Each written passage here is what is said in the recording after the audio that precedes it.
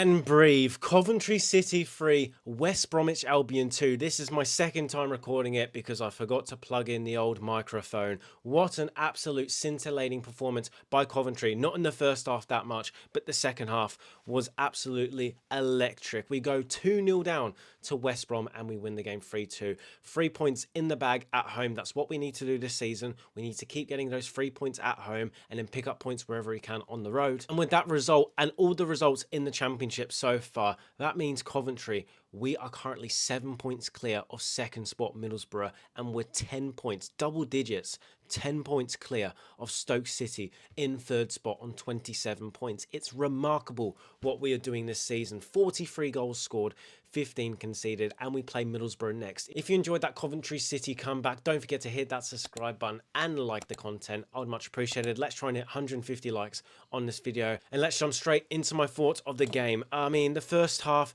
was so infuriating. The referee doesn't help any cause of us trying to get back into that game. A couple of instances, Mason Clark gets clattered into, their player egregiously tackles him, and then Mason Clark gets a yellow card and their player gets a yellow card. That's what I like to call a cop-out from the referee. He always does this, not just this referee, sorry, every single referee, where there's a bust-up between two players, where one obviously deserves the yellow and the other player doesn't, they book both players. This referee was an absolute disgrace today. He wasn't necessarily the reason why we were 2-0 down or why we struggled in this game. He just didn't help himself. He was making silly calls where Sakamoto was getting bashed into from behind, where he's laid off the ball 10 seconds earlier, and he gives absolutely nothing. He goes, advantage.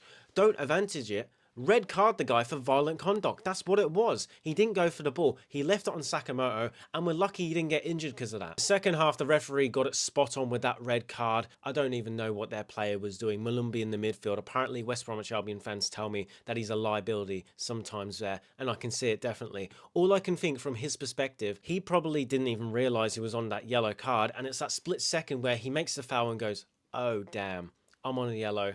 There goes the double yellow. And that red card did help us a little bit, but it didn't help us as much as everybody says red cards do, because the old rhetoric comes out. It's harder to play against 10 men than it is 11. Well, which one is it?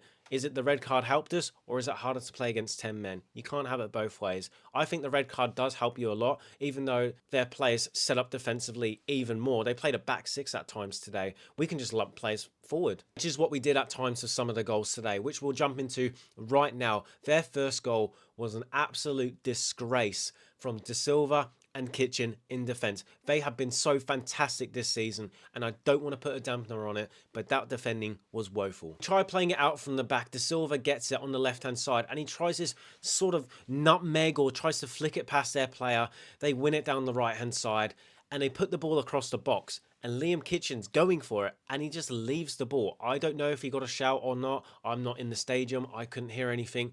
But he leaves the ball after looking like he's going to intercept it, and they tap it in. It's a good finish by their striker. I don't expect Carl Rushworth ever to save that one. But the most infuriating thing about it is the second goal they scored. It's a carbon copy of the first goal, and that's when you know defensively you are absolutely dross. When you concede the same goal twice and it's the same two players, De Silva and Kitchen in defence, it is inexcusable at that point. We have defended so well this season. We have defended so well probably from game 6, 7 in the season, and that just went back to last season where we were making constant mistakes in defence, and that was costing us games. But thankfully today we had a masterclass of goals coming from Ellis Sims, Eccles, Victor Torp up front. Otherwise we'll be looking at this game going, we lost the West Bromwich Albion side who's under Ryan Mason's guidance. I couldn't believe we were 2-0 down to a Ryan Mason side. This is the guy where 90% of their fan base want Ryan Mason gone because he's so trash at managing their football club. I couldn't believe it.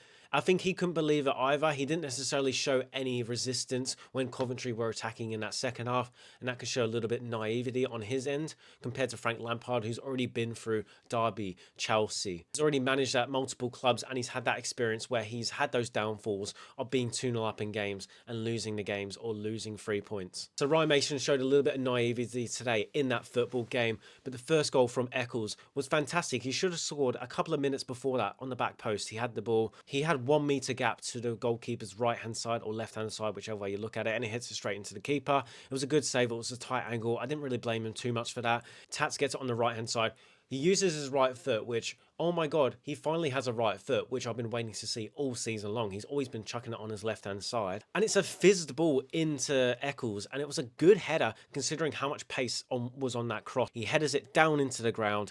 It's a beautiful header. And just before half-time, if we went into that game 2-0 at half-time, I would have kind of been going, I don't know how we're going to get back into this. But that just elevated the whole stadium to another level. The ref adds 4 minutes on, which I don't know how the referee adds 4 minutes on when there's 3 goals in the first half and their player goes down for 2 minutes. The referee, again, was just an absolute disgrace today. And at halftime, I made a tweet saying that I would change Ellis Sims up front for Brandon Thomas Asante, and if the game wasn't in our favour or we weren't winning it 15 minutes into it, I would bring on Jack Rudoni. I said this in my pre-match interview. I wouldn't risk him in this game, but when you're losing 2-0 to West Bromwich Albion, or 2-1, sorry, at half-time, you might as well chuck him on. You hope that he doesn't get injured and we can get back into the game, because Rudoni is one of those players who can unlock defences. But thankfully, we scored 16 minutes into the second half, 2 goals. So that was 1 minute after what I predicted to bring him on to, which is just bizarre how close I got to that one. The second goal, Ellis Sims, it came from a corner where I think they knocked it out. I'm trying to remember how the play went because this is about half a day later. I've been at work today. They had the corner, it got knocked out. Matt Grimes had it on sort of inside their half. He knocks it to the back post where we have Bobby Thomas, his massive head, knocks it back across the box, and Ellis Sims, it's not a glancing header, it's a good directed header, and he scores the goal. And for some reason, Ellis Sims doesn't smile. It's 2-2, mate. You just scored the goal to equalise the game. Yeah, we're not winning it, but crack a smile at least. I don't even know if he smiled when he scored against Manchester United in that FA Cup semi-final. So if he didn't celebrate there or didn't smile there, then he's definitely not celebrating in this game. I just find it totally bizarre. You're scoring goals in a professional manner and you're not smiling. It doesn't compute with me. Then the goal we were all waiting for, Victor Tort. It comes from a corner, gets hit to the back post, and apparently he scuffs it. That's what Josh Eccles said in the post-match interview. He scuffed it into the deck. It hits, bounces up, goes between the defender and the goalkeeper in that little gap. A little bit fortunate. We go 3-2 up. Game, set, match. And it was game, set, match, but I don't like the way that we reacted after that. We had another 5-6 minute spell where we tried to get the 4th goal and then we sat back off them just a little bit. And I didn't like that because anything can happen in football. We know this. They have one big chance, they scored a goal, the game ends up 3-3. We're sitting here going, how the hell have we just burned 3 points? I just don't get it. But thankfully, they didn't have too much going forward in that second half. We contained them really well. And if we wanted to push on, I thought we should have just dropped Milan into that back three of Kitchen and Thomas. Milan has the pace to defend, and we weren't using it necessarily in the second half. The first half, he was wandering about. And you saw this one instance, going back to it, I don't know why I'm going back to it, in that first half, where their player, I don't know who it was their left winger, he had the ball and he was going up against Matt Grimes at right back and almost got past him.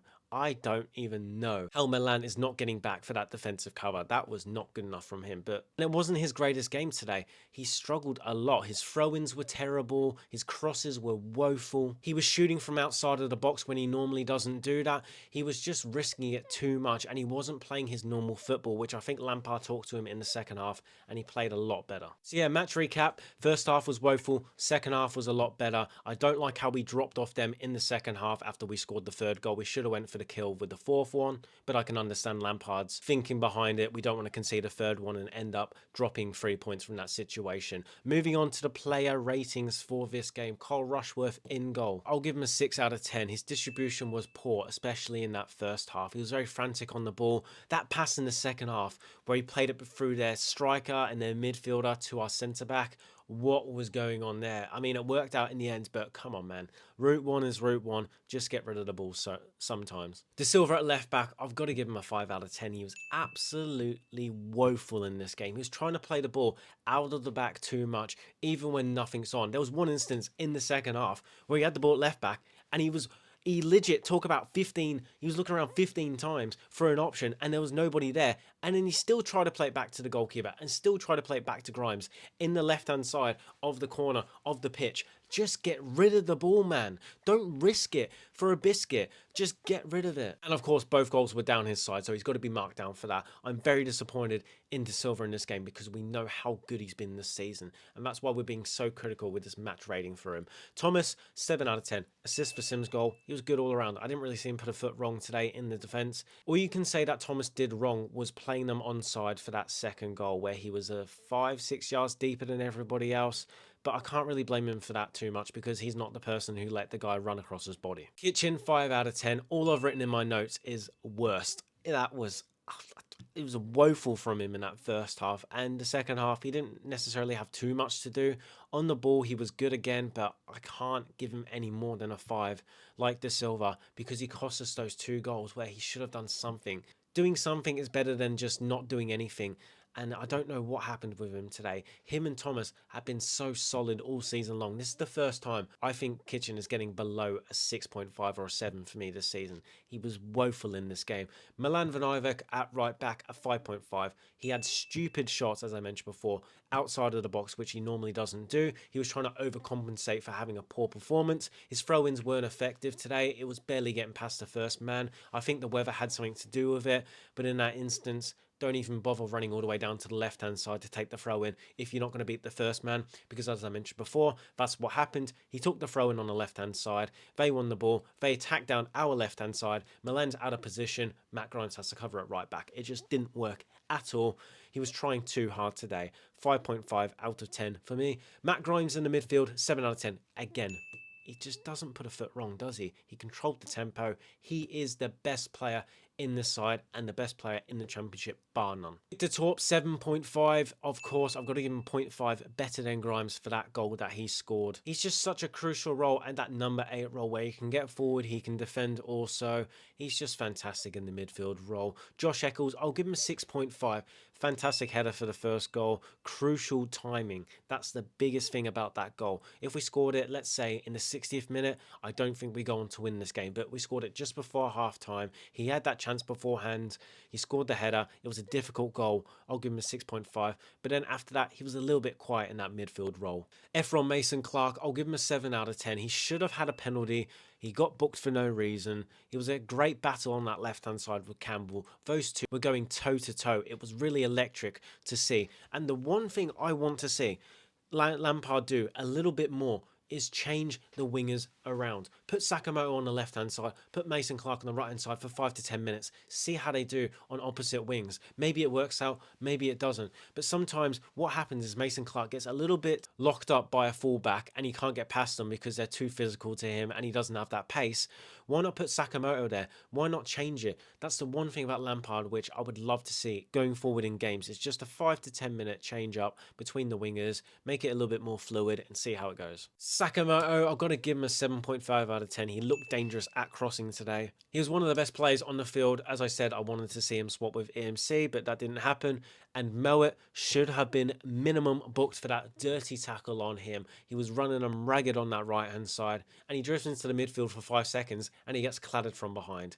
Right foot, left foot, he had the both today. Sometimes he favours his left foot a little bit too much for my liking. It's a little bit too predictable, but today he had about 3 crosses with his right foot where they were actually dangerous, and it looked really good. Ellis Sims up front, 7 out of 10. His hold-up play wasn't good enough in that first half. He was losing possession where, had you right, he would do the exact same, so I didn't really see any difference in that. But then he scored the equaliser, and it was a great header. We're lacking a striker that can hold up the ball. That's what I've noted down from my match reaction. Had you right, can't do it. Ellis Sims can't do it. And what's confusing is they both have that body build where they can just fend off the player behind them, push them off and lay it off, and they're just not doing it. It's so bizarre. I don't know why they're not using their physicality to their strengths. Moving along to the subs, this is going to be quick. Thomas Asante, 6 out of 10. He didn't really do anything when he came on. Allen in the midfield, 6 out of 10. Just did his usual thing.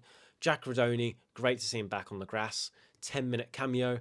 Minutes in the legs for Borough and Charlton coming up, so that's great to see. Maybe he gets a half or 30 minutes going into the Borough game. And then Kessler Hayden, 6 out of 10. He helped out Milan Vanovic defensively on that right-hand side, and he looked good again. And then moving along to Lampard, it's a difficult one. We're 2-0 down, 2-1 down at half-time. Does he do the usual thing where he gives them a good kicking and then they start going into gear? It seems to be a theme this season where we're poor in the first half, get in the locker room, he says something to them, inspires them, we come out the second half. I want to see it more in the first half. It's getting a little bit tedious where we have to play catch up recently. A win's a win, 3 points is 3 points. As I mentioned, 7 points clear, 10 points clear, third spot in the league.